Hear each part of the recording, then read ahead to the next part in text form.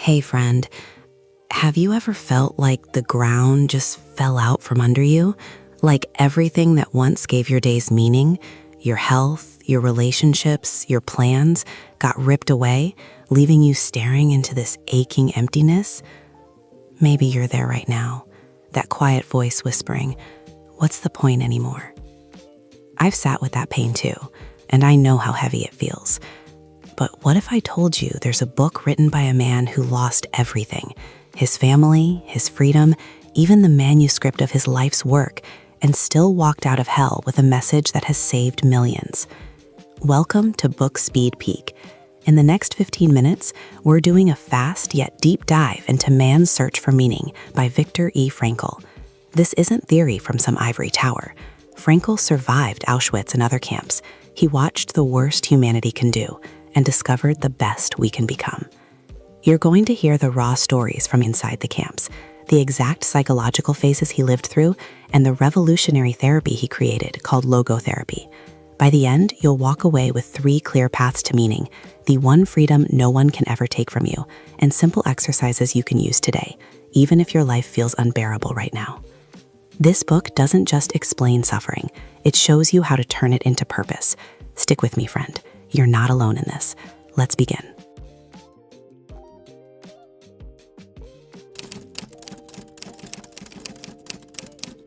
Picture this. You step off the train after days of terror. The air is thick with fear. Guards scream, dogs bark. And deep down, even as they separate families forever, something inside you still whispers, "It won't be that bad. Maybe they'll let us stay together. Maybe this is all a mistake." Frankl calls this the delusion of reprieve. In those first horrifying hours, most prisoners clung to shreds of hope. They didn't even fear death yet. The gas chambers, they almost felt unreal. But then reality hit. 90% of those who arrived, women, children, the elderly, were gone within hours. Frankl himself stood naked, hair shaved, everything taken. He said they had literally our naked existence. Have you ever clung to that same false hope before a diagnosis, a breakup, or a layoff? That little voice saying, "It'll be okay," while your world is already crumbling? Frankl watched it happen to thousands. And here's the first powerful takeaway you can try right now. When shock hits, name it. Say out loud or write down, "I'm in the delusion of reprieve phase right now." Just naming it gives you a tiny bit of distance, and that distance is the beginning of choice. You're stronger than you think, friend. This was only phase 1.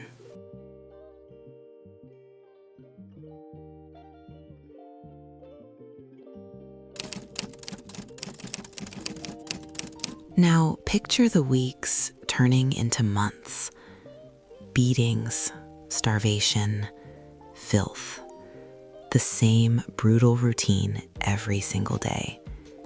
Frankl says the mind did something extraordinary to protect itself. It went numb. Apathy set in. Emotions blunted. Even when excrement splashed into a prisoner's face while cleaning latrines, any sign of disgust would get you beaten, so you stopped reacting. You couldn't care anymore. This wasn't weakness. It was survival. The mind shut down normal feelings so the body could keep going. Frankl called it the mortification of normal reactions. If you've ever felt emotionally dead inside after months of anxiety, grief, or burnout, this part is exactly for you. That numbness, it's your mind's ancient protection system kicking in. But here's the hope Frankl saw. Even in that fog, some prisoners still made tiny inner choices. They comforted a sick comrade. They shared their last crust of bread. Practical exercise for you today, right after this video. Set a 2-minute timer. Ask yourself, where have I gone numb to protect myself? Then whisper one small act of kindness you can do for someone else this week. Even in apathy, that spark of meaning can flicker back to life.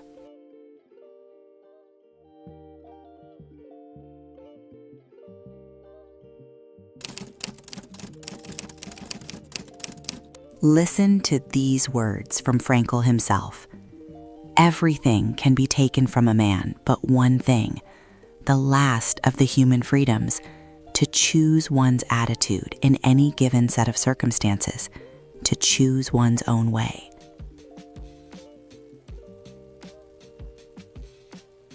They could take his clothes, his name, his wife, his parents, his brother. They could starve him, beat him, but they could not take his inner decision about how he would meet each day.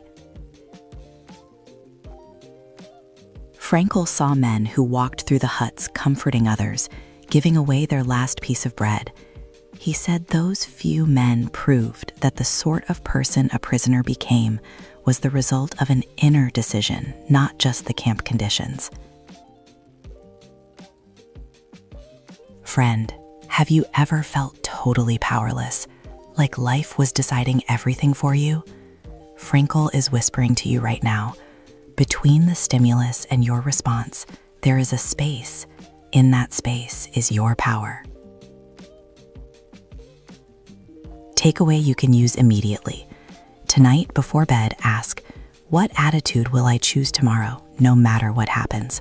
Write it down. One sentence. I will meet this day with dignity, or I will choose compassion. That single choice is the freedom no one can steal.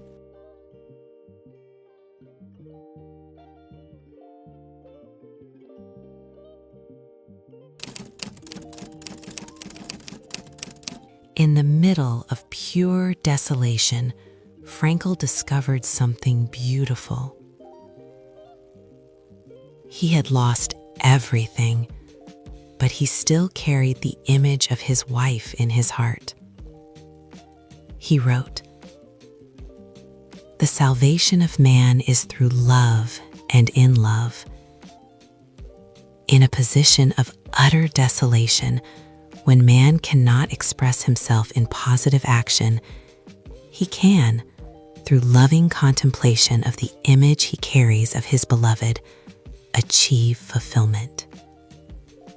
Even when he couldn't touch her, couldn't speak to her, that inner love lifted him above the misery. For brief moments, he knew bliss."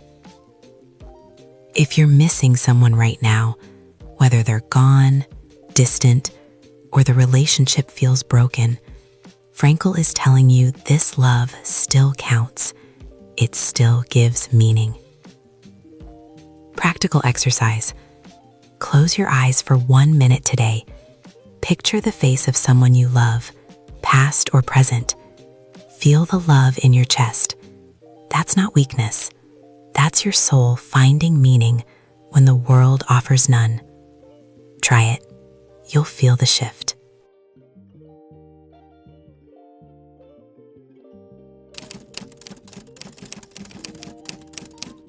Let me tell you about a young woman Frankl met in the infirmary. She knew she would die in the next few days, yet she was cheerful. She told him, "I am grateful that fate has hit me so hard. In my former life, I was spoiled and did not take spiritual accomplishments seriously." Then she pointed to a single chestnut tree outside the hut. "This tree here is the only friend I have in my loneliness." Frankl asked what the tree said to her. She smiled and answered, "I am here, I am here, I am life, eternal life." In the middle of death, she found life in a tree. Her suffering had meaning. It woke her up spiritually. If you're facing something that feels terminal, grief, illness, a dream that died, ask yourself her question, what is this pain trying to wake up in me? Takeaway, go outside this week, find one living thing, a tree, a flower, the sky, and let it remind you, I am here, I am life. Let it speak to you the way it spoke to her. Meaning is closer than you think.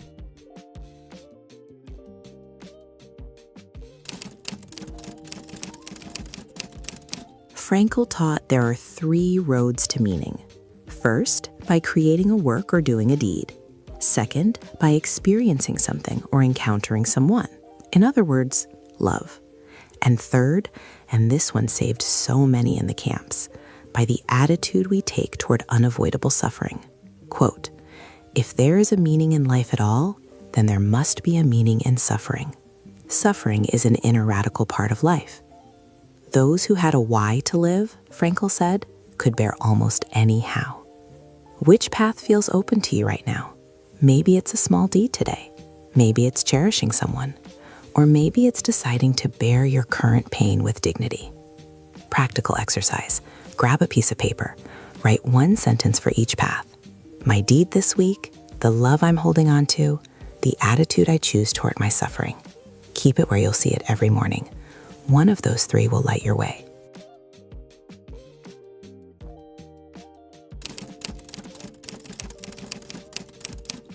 In the second half of the book, Frankl explains the therapy he developed, logotherapy. Unlike Freud, who said we're driven by pleasure, or Adler, who said power, Frankl said our deepest drive is the will to meaning. He called the empty feelings so many of us have today the existential vacuum, that boredom and restlessness when life feels pointless. Sound familiar? That Sunday scary feeling even when everything looks fine on paper? Frankl's answer, stop asking, what is the meaning of life? Life is asking you.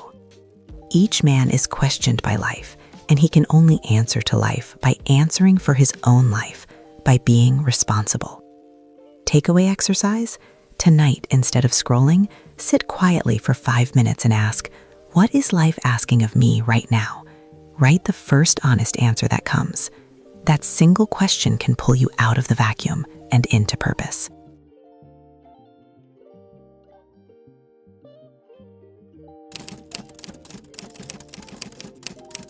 Frankl faced what he called the tragic triad: pain, guilt, and death.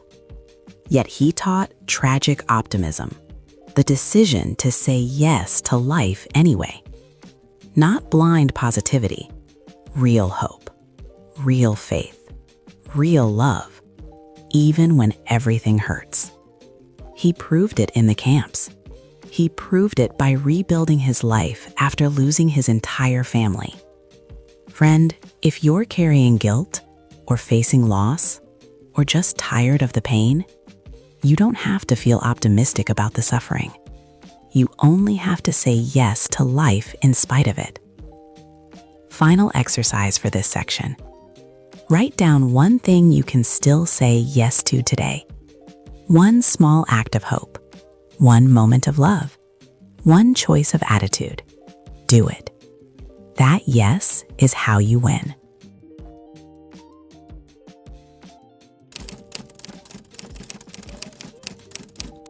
We've covered so much in these 15 minutes.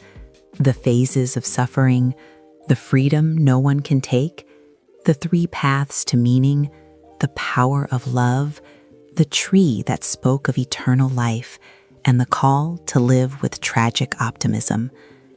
The biggest lesson? Suffering is unavoidable, but meaning is always possible. After living with this book for our channel, I realized something deep.